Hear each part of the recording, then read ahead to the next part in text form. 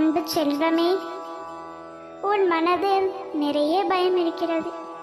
சோர்வு, கவலை, விரக்தி இவை அனைத்தும் உன்னை ஆக்கிரமித்துக் கொண்டிருக்கிறது. ஒவ்வொரு நிமிடமும் பொன் போன்றது தங்கமே. அதை இப்படி போன்ற தேவையற்ற எண்ணங்களாலும் வீணாக்காதே.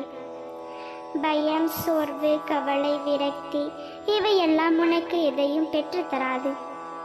உனக்கு உன் ஆரோக்கியத்தை திருப்பும், சந்தோஷத்திற்கும் தீங்கு விளைவிக்குமே தவிர எந்த விதத்திலும் பயம் தராது. எல்லோருக்கும் வாழ்க்கையில் சந்தேக சச்சரவுகள் இருக்கத்தான் செய்யும். அதையெல்லாம் நீ பொருட்படுத்தி கொண்டிருந்தால் நிம்மதியாக வாழ உனக்கு நேரம் பத்தாது.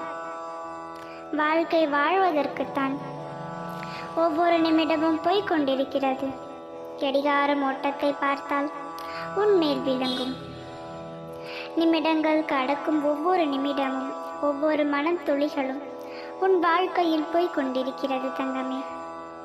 அதை நீ உபயோகமான நுண்முறையில் உனக்கு சந்தோஷம் தரும் வகையில் நீ பயன்படுத்தினால் மட்டுமே உன்னால் நிம்மதியாக வாழ முடியும்.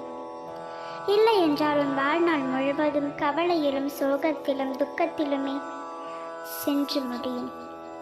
எது வேண்டும் என்று முடிவு செய்து கொள்.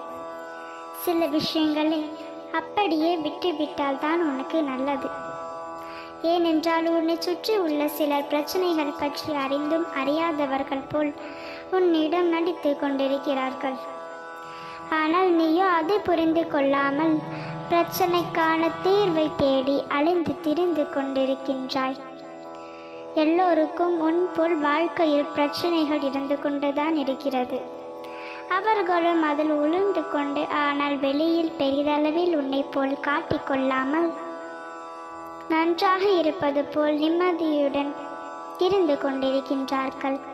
அவர்கள் நடிக்கிறார்கள் என்பது தாங்கி வாழ கற்று கொண்டிருக்கிறார்கள் என்றுதான் அம்மா கூறுவேன். இதில் தவறொன்றுமில்லை. நடித்தால் வாழ்க்கை உண்மையாகிவிடுமா, கவலை இல்லை என்று ஆகிவிடுமா என்று நீ கேட்டால், நீ கவலைப்பட்டு கொண்டிருந்தால் மட்டும் எல்லாம் சரியாகிவிடுமா என்ற எதிர்கேள்வி உன்னிடம் நான் கேட்கின்றேன். பதில் கூறு. கவலைப்பட்டால் எல்லாம் சரியாகிவிடும் என்று உண்மையாகவே நீ நம்புகிறாயா? அப்படி ஒரு உண்மை இருந்தால் சொல். நானும் உனக்காக கவலைப்படுகின்றேன். உனக்கே தெரியும் இது பொய். கவலைப்படுவதால் எதுவும் சரியாக போவதில்லை.